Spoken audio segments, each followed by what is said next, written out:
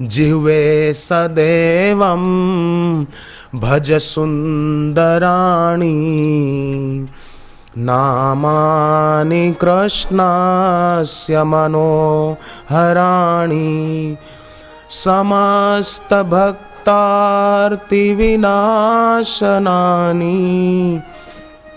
गोविंद दामोदर माधवेति। ए मेरी जीव तू सदैव भगवान के नाम का उच्चारण कर। जिह्वे सदैवम भज सुंदराणि नामानि कृष्णस्य मनोहराणि। सुंदरदास नाम के एक संत हो गए, बड़े बुद्धिमान, उन्होंने बड़े सुंदर वचन लिखे हैं।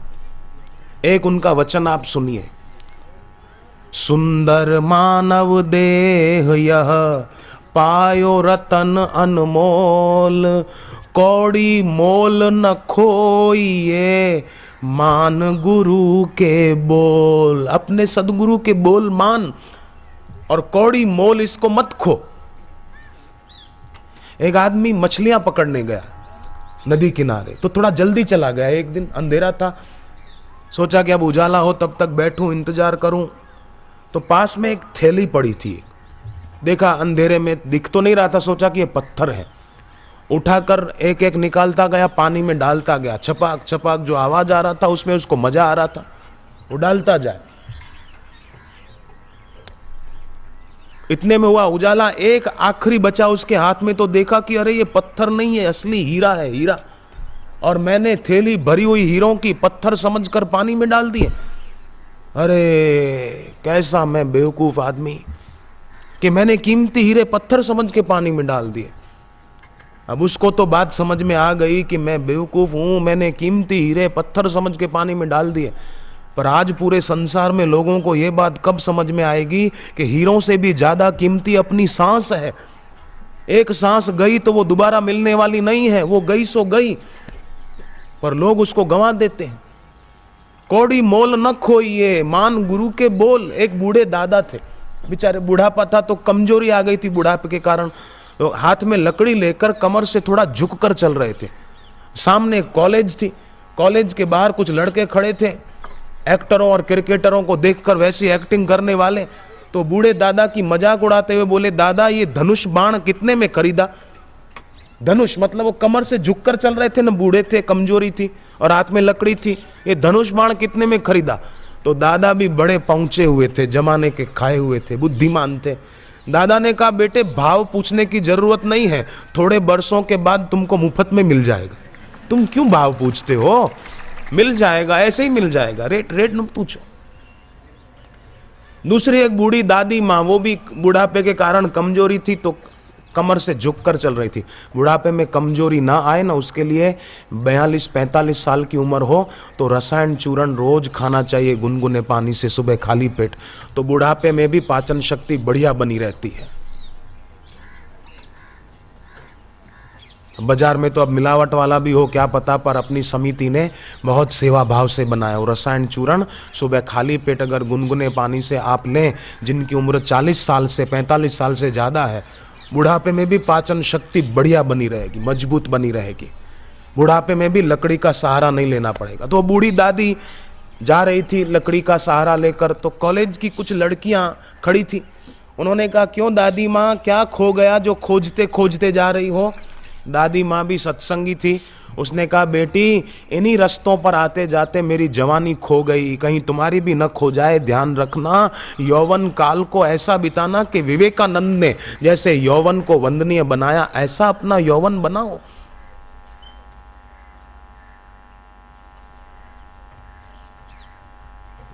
लोग यौवन में ख्याल तो रखते हैं कि शरीर पर जरा इत्र लगा दूं, कोई मेरे पास आए तो उसको सुगंध आए, इत्र तो लगाते हैं, इत्र का ख्याल रखते हैं, पर चरित्र का ख्याल नहीं रखते। इत्र का ख्याल रखो, मना नहीं है, पर चरित्र का ख्याल जरूर रखो। बाल सफेद ना हो जाएं उसका ख्याल तो खूब रखते हैं, कलर भी करा देते हैं सफेद हो जाएं तो फिर से, परंतु जरा हृदय का भी ख्याल रखना चाहिए। आचार का ख्याल खूब रखते हैं कि केरी का या मिर्ची का अचार बनाते हैं ना घर पर, तो वो बूढ़े बुजुर्ग या बूढ़ी माताएं भी खूब वो आचार की बरनी को बराबर घुमा घुमा कर हिला हिला कर देखती हैं कि जरा ठीक से मिक्स हो जाए, अच्छा बने। उसका ख्याल भले रखो, मना नहीं, पर हृदय का भी ख्याल रखो कि भक्ति बढ़ रही कि नहीं। संत तुलसीदास जी की उम्र हो गई थी 125 साल की, तो उनको दिखाई कम देता था और सुनाई भी कम देने लगा था। ये 125 साल की उम्र, तो स्वाभाविक है थोड़ी कमजोरी आएगी। तो उनके भक्तों ने कहा कि महाराज जी अगर आपकी आज्ञा हो तो हम एक वैद्यराज को बुला कर ले आए, ताकि वो आपकी आंखों की रोशनी में सुधार कर सके, कानों की सुनने की शक्ति में भी कुछ सुधार कर सके। हम वैद्यराज को ले आए, आपकी आज्ञा हो तो। तुलसीदास जी ने कहा भाई श्रवण घटे पुनि द्रग घटे, मेरी आंखों की देखने की शक्ति भले कम हो जाए, पुनि द्रग घटे, सुनने की शक्ति भी भले कम हो जाए, द्रग घटे श्रवण घटे, घटे भले सब बल देह, मेरे शरीर का सारा बल भले कम हो जाए, पर एते घटे का घटी गयो जो न घटे हरि नेह। अगर भगवान के चरणों में प्रेम न घटे तो कुछ भी नहीं घटा, अगर भगवान के चरणों में प्रेम घट गया तो फिर क्या रहा जीवन में। बारात जा रही है पर वरराजा ही नहीं है, दूल्हे बिना की बारात किस काम की। ऐसे ही भगवत भजन नहीं है, जब तब नहीं करते तो मनुष्य जीवन किस काम का। एक बंजारा था, वो गधे लेकर जंगल में मिट्टी भरने जाता था। एक दिन उसको जंगल में मिल गया हीरा। अब उसको तो पता नहीं हीरा किसको बोलते हैं, कीमत का पता नहीं। उसने समझा चमकता पत्थर है, लाओ गधे के गले में बांध दूं। तो उसने गधे के गले में लटका दिया कि जरा अच्छा दिखेगा। इतने में सामने से एक जौहरी आ रहा था, वो हीरे का पारखी था। तो उसने पहचान लिया कि ये तो कीमती हीरा है, तो ठगना चाहा उस बंजारे को। कहा कि क्यों भैया, ये एक गधे के गले में जो चमकता पत्थर है बेचोगे? बोले हाँ बेचूंगा। ये कितने में बेचोगे? तो उसने कहा 2 रुपए में बेचूंगा। जौहरी ने कहा नहीं 1 रुपया ले ले। बोले नहीं, 2 रुपए से 1 पैसा भी कम नहीं लूंगा, 2 रुपया दो। जौहरी ने कहा नहीं 1 रुपये में। बोले नहीं 2 रुपये में। तो वो चला गया आगे। जौहरी ने सोचा घूम फिर के आएगा फिर इधर ही, मैं ले लूंगा, कौन इससे खरीदेगा, और ये बेचेगा भी नहीं। अब योगानुयोग ऐसा कुछ हुआ कि उसको आगे जाने से दूसरा जौहरी मिल गया। उसने 5 रुपया दे के खरीद लिया। वो तो 2 में राजी हो रहा था, उसने 5 दे दिए। लौट के जब आया दोबारा तो जौहरी दूसरा पहले वाला मिला। बोले क्यों, इस गधे के गले में वो चमकता पत्थर था, वो कहाँ गया? बोले वो तो मैंने बेच दिया। बोले कितने में बेचा? बोले उसने मुझसे 5 रुपए में ले लिया। अरे बोले बेवकूफ कहीं का, लाखों रुपए का हीरा था, तूने 5 रुपए में बेच दिया। तो वो बंजारा बोला कि हुजूर मेरे को तो पता नहीं था कि लाखों रुपए का हीरा है, तुमको तो पता था, तो तुमने 2 रुपए में क्यों नहीं लिया? मेरे को तो पता नहीं था, मैं अनजान था, इसलिए मैंने गंवा दिया, पर तुमको तो पता था, तुमने क्यों गंवा दिया? लोगों को पता होता है जीवन कितना कीमती है, बार बार नहीं मिलता है, फिर भी पैसा मेरा परमेश्वर, पत्नी मेरी गुरु, बच्चे मेरे शालीग्राम, तो पूजा किसकी करूं? गंवा देते हैं, यूं ही गंवा देते हैं। नहीं, यूं ही नहीं गंवाओ। आप मेरे को एक बात बताओ कृपा करके, मैं आपसे हाथ जोड़ के एक सवाल पूछता हूं कि रसोई घर में जो घी होता है, गाय का या भैंस का, जो भी रसोई घर में जो घी होता है या रसोई घर में जो तेल होता है, क्या वो हाथ पैर धोने के लिए होता है क्या? बोलो तो बहनों, रसोई घर में तेल घी हाथ पैर धोने के लिए थोड़ी होता है, खाना बनाने के लिए होता है। और पूजा के स्थान पर या घर में कहीं भी गंगा जल जो रखा हुआ होता है, वो गंगा जल क्या हाथ मुंह धोने के लिए होता है क्या, कि कुल्ला करने के लिए होता है? नहीं, वो तो आचमन के लिए होता है। तो जैसे रसोई घर में रखा हुआ तेल और घी वो हाथ पैर धोने के लिए नहीं है, घर में रखा हुआ गंगा जल कुल्ला करने के लिए नहीं है, ऐसे ही मनुष्य जीवन भोगों में बर्बाद करने के लिए नहीं है, भक्ति में सार्थक करने के लिए है, गुरु चरणों में बैठकर अपना कल्याण करने के लिए है। जो शरण गुरु की आया, इहलोक सुखी परलोक सुखी। जो शरण गुरु की आया, इहलोक सुखी परलोक सुखी। जो शरण गुरु की आया, इहलोक सुखी परलोक सुखी। जो शरण गुरु की आया, इहलोक सुखी परलोक सुखी।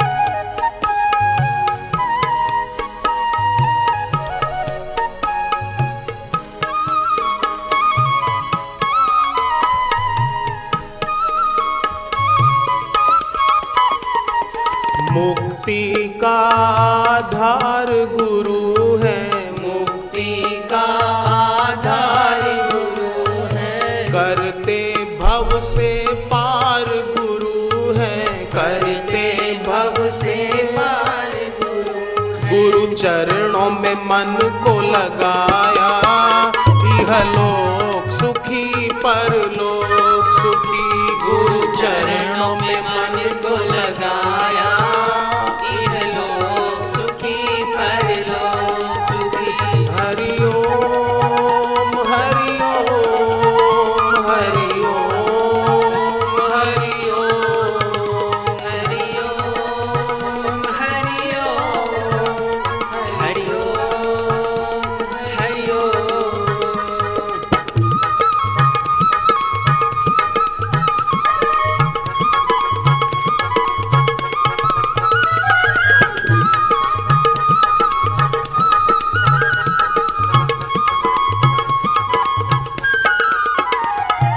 जीवन सुखमय कर देते हैं, जीवन सुखमय कर देते हैं, मन में शांति भर देते हैं, मन में शांति भर देते हैं, मन में शांति भर देते हैं। मन में शांति भर देते हैं। जिसने गुरुवर को ध्याया, इहलोक सुखी परलोक सुखी।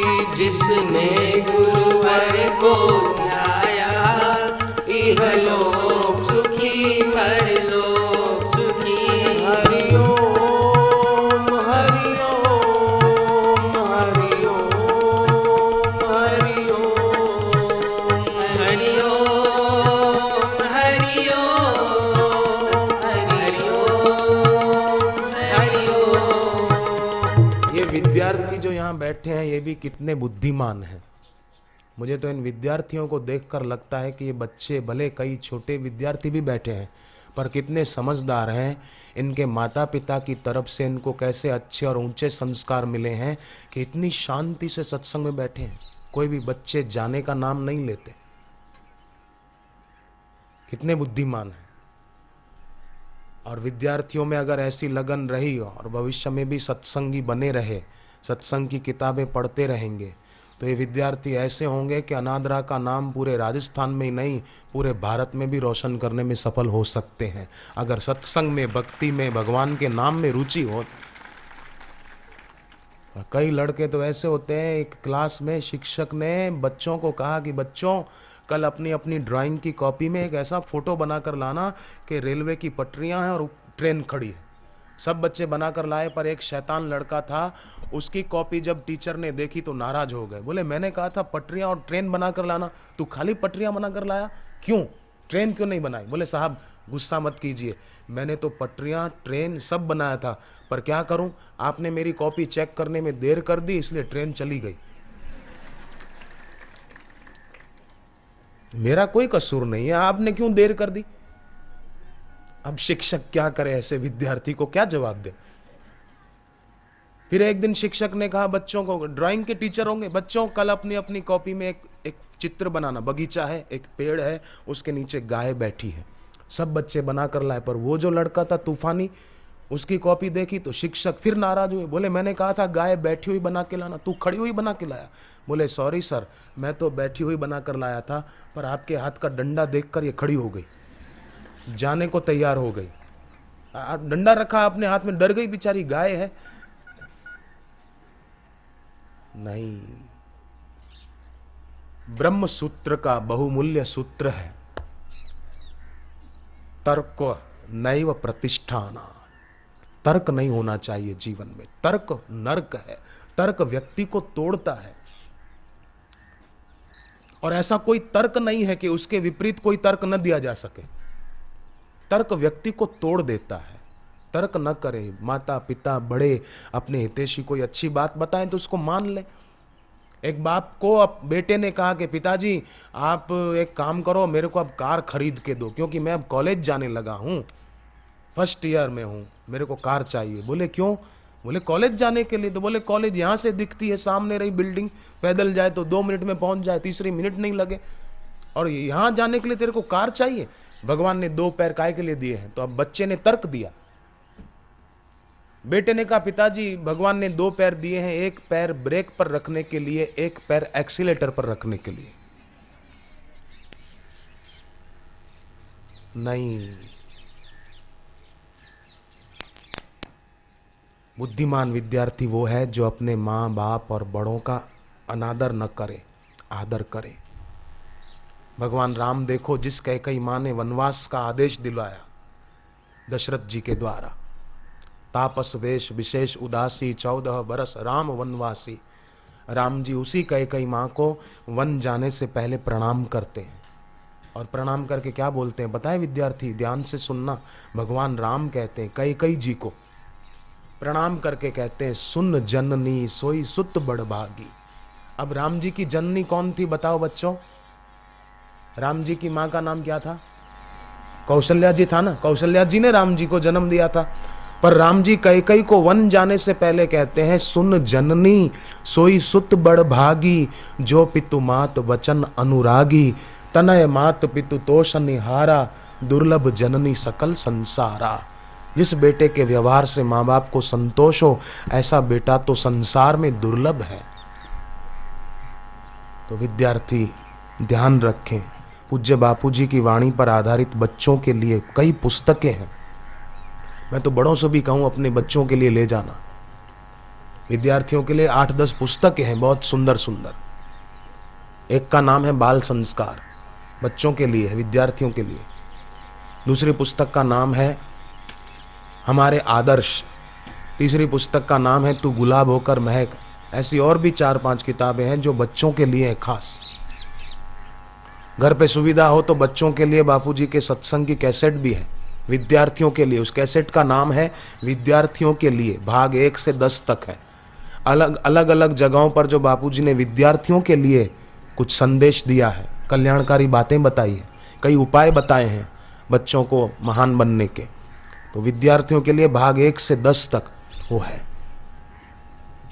एक विद्यार्थी था क्या अभी भी है वो, उसका नाम है वैभव अग्रवाल। उस विद्यार्थी ने सारस्वत मंत्र लिया और रोज जप करने लगा। होटलों का खाना छोड़ दिया, सूर्य को जल रोज देता, फिल्में देखने की उसकी रुचि नहीं रही, फालतू गपशप की या मैच देखने की या गीत सुनने की उसकी रुचि नहीं रही, क्योंकि सत्संग सुनने से विवेक जगा। और विवेक के प्रकाश में उसने देख लिया कि मेरी जो रुचि थी पहले गाने सुनने की या फिल्म देखने की, वो रुचि हितकर नहीं है।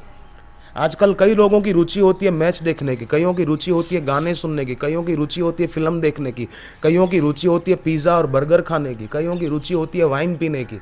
पर विवेक के प्रकाश में अपनी रुचि को देखना चाहिए कि मेरी जो रुचि है वो हितकर है कि अहितकर है। और विवेक सत्संग से प्राप्त होगा, जागृत होगा। तो उस विद्यार्थी वैभव अग्रवाल ने अपना विवेक जगाया और सारस्वत मंत्र जो बापूजी बच्चों को देते हैं, विद्यार्थियों को, वो उसने लिया और आगरा में फर्स्ट ईयर इंजीनियरिंग के पेपर दिए तो 100% रिजल्ट आया। 15,000 रुपये उसको पुरस्कार के रूप में मिले। अभी वो विद्यार्थी यूनिवर्सिटी ऑफ कैलिफोर्निया के अंडर में 10 बड़ी बड़ी कॉलेजें हैं, उसमें से एक में पढ़ता है, अमेरिका के कैलिफोर्निया में। और $1950 हर महीने उसको स्कॉलरशिप मिलती है। भारत के करीब 90,000 रुपये समझ लो, उसको हर महीने मिलते हैं स्कॉलरशिप के। और कई बार वो मुझे फ़ोन पे बताता है कि मैं रोज़ सुबह भी जप करता हूँ, शाम को भी माला लेकर जप करता हूँ। तो जप की महिमा खूब खूब है। गुरु नानक देव जो सिख धर्म के आदि गुरु हुए, उन्होंने तो कहा, गुरु ग्रंथ साहिब में लिखा हुआ है कि जो जप किए बिना खाता है वो अन्न नहीं खाता है, पाप खाता है, पाप। इसलिए जप रोज करना चाहिए। रोज खाना जरूरी है, रोज सोना जरूरी है, रोज नहाना जरूरी है। उसी प्रकार रोज भगवान का नाम जप करना भी खूब जरूरी है। आदत डाल दे कि रोज हम थोड़ी देर जप करेंगे। नींद में से उठेंगे तुरंत हाय हाय टाइम बहुत हो गया, दौड़ो भागो नहाओ, नहीं, नींद में से उठे तो थोड़ी देर शांत बैठ के भगवान का नाम हम जप करेंगे और जप करके सूर्य को जल देंगे। एकादशी आएगी तो हम मौन रखेंगे, उपवास करेंगे। एकादशी आए ना तो व्रत करना चाहिए, बहुत पुण्य होता है व्रत उपवास करने से। आरोग्य भी अच्छा रहता है। उस दिन जप ध्यान करो तो उसकी भी विशेष महिमा है। तो जरूर से प्रार्थना है आपके चरणों में, हो सके तो करें, नहीं तो अर्जी मेरी मर्जी आपकी, आप जो उचित समझें। पर ये शास्त्रों की बातें हैं। भगवत गीता के 16वें अध्याय के 23वें श्लोक में लिखा है, यह शास्त्र विधि मृत्सृज्य वर्तते कामकारतः न स सिद्धिम वाप्नोति न सुखम न पराम गति। जो शास्त्रीय विधि के अनुसार जीवन नहीं जीता पर मन में उठने वाली वासना के अनुसार जीवन जीता है, उसको इस लोक और परलोक में सिद्धि नहीं मिल सकती। दिखावा करे, अपने को कुछ विशिष्ट आदमी कहलाने की कोशिश में रहे, दिखावा नहीं चलेगा। एक आदमी ने दुकान नई तैयार कराई, प्रोविजन स्टोर, टेलीफोन एक्सचेंज में अर्जी लगा दी कि मेरे को कनेक्शन चाहिए। नया वो साधन खरीद के ले आए, टेलीफोन का रखा। एक दिन उनकी दुकान पर एक व्यक्ति आया तो वो फोन अब जुड़ा तो था नहीं, फिर भी रिसीवर उठा के, हेलो कौन बोल रहे हैं? अच्छा फलाने, ओहो माल पहुंच गया हमारा? बोले हाँ पहुंच गया। अच्छा अच्छा, माल अच्छा लगा ना? बहुत पसंद आया। खुद ही बोलता जाए सामने वाले को प्रभावित करने के लिए। अच्छा तो उन लोगों ने भी मंगाया है? हाँ हम जरूर भिजवाएंगे। रिसीवर रखा, आगंतुक व्यक्ति को पूछा कि भाई साहब आपको क्या चाहिए? उसने कहा मेरे को कुछ नहीं चाहिए, मैं तो आपकी दुकान पर आया हूँ टेलीफोन एक्सचेंज से लाइन जोड़ने के लिए। आप किससे बात कर रहे थे? लाइन तो जुड़ी ही नहीं है। पोल खुल गई बेचारे की। दिखावा ज्यादा चलता नहीं है, दंभ ज्यादा चलता नहीं है। इसलिए भगवान ने गीता में कहा अदाम्भित्वम। विद्यार्थी भी अभी से इसी उम्र से संभल जाएं। सत्संग के द्वारा जितना हित होता है उतना और किसी साधन के द्वारा नहीं होता। जो भी सत्संग में आए हैं या दूसरों को अपने साथ लेकर आए हैं, उन सभी को मेरा हाथ जोड़कर वंदन है। तुलसीदास जी ने कहा है, उन सभी के चरणों में वंदन है जिनकी सत्संग में भक्ति में रुचि है।